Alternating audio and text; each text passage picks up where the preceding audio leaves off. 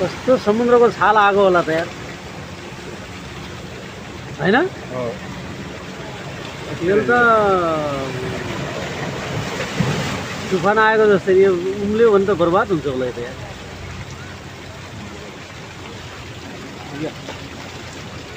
क्या डर लाग्दो गरिरहेको छ होइन हल्लिएर पानी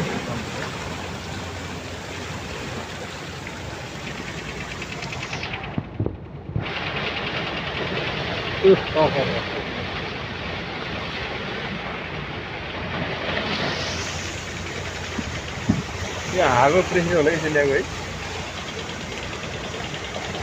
हावा अब यो पानी हल्लिएको यो पृथ्वीको उयो अनुसार गति अनुसार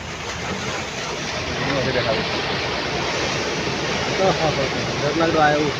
छाल